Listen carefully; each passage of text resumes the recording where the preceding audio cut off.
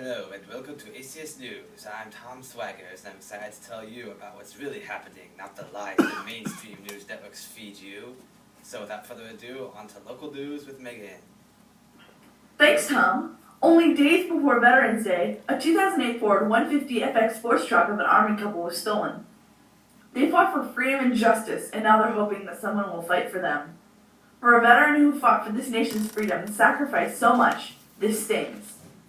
Excuse me. They said their child went outside to play, and the car was gone, and it was nowhere to be found.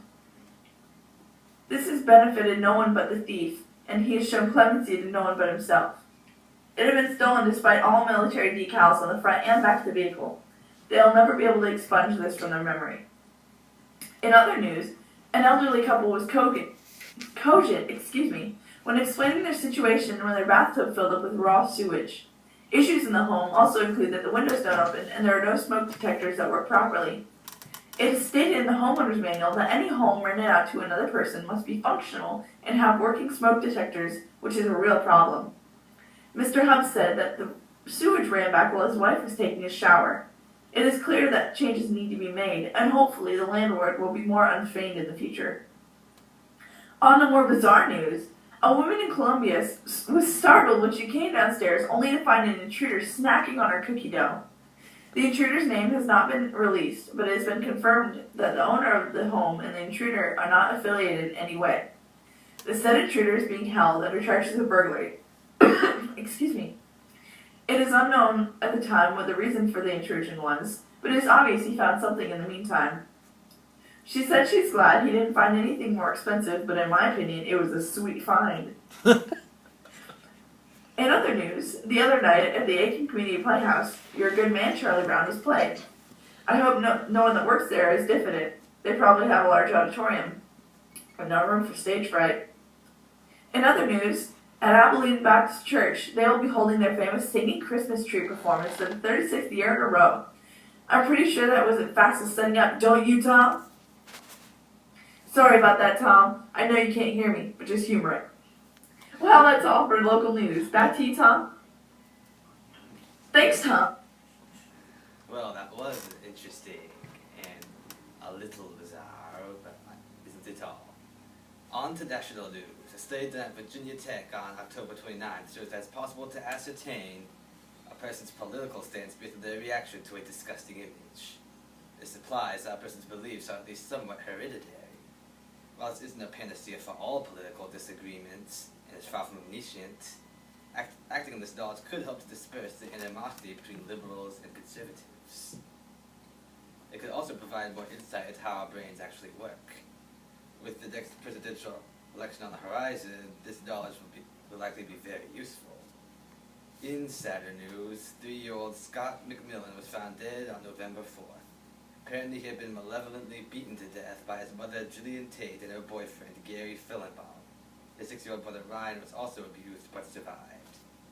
While Fillenbaum's wife Amber Fillenbaum did not participate in the murder, she did not call the cops till after the child was dead.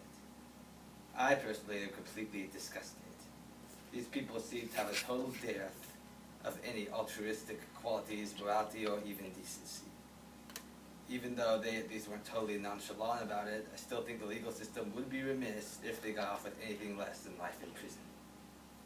I think that's enough depressing news in one day. Let's go to Allie for the weather. Thank you, Tom. This week is a rather horrible This week is rather horrible. We have a few clouds converging over in the Augusta area. Although these clouds could turn into something malevolent, there is a 50% chance of rain, and nearing the end of the week you will need to plod your way through some mud. The winds are quite truculent and uncanny these next few days. You can say that this will not be a very reposing week. Back to you, Tom. Seems chilling, does it not? Anyway, here's Michael with sports. Thank you, Tom. Well, I have some exciting news for Augusta and some local sports about an offensive tackle named Zach Gella. Through hard work, Zach Gella has attained a very high football career, weighing 300 pounds and standing 6'6", the offensive tackle, which is offensive tackle. Zach Gella is esteemed on the team.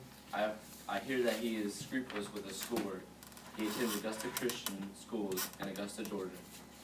He is hoping to embark on his athletic career with Clemson. And we have another football player from Augusta named Rashad Roundtree. He attends Lakeside High School. Rashad Roundtree ascended to University of Georgia. After committing to Georgia, coaches of the other colleges were pungent about his decision. I can see why, weighing 195 and standing 6'1" as a safety. There's a discrepancy in Rashad Roundtree and his parents about going to UGA. He had 16 offers. Now in Major League Baseball, the World Series. Giants had 3 runs, 8 hits, and 1 error. Versus the Royals. Royals had 2 runs, 6 hits, and 0 errors.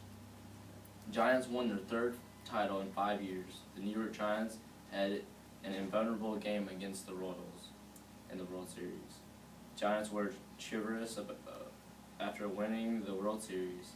Maybe the pitcher, Madison Bumgarner, will bequeath the story of him and his team winning the World Series to his children in the future. Well, that's all for today's sports news. Back to you, Tom. Very fascinating. I guess you could call that a giant win. Well, it looks like we're out of time. Join us next week on ACS News. That's true.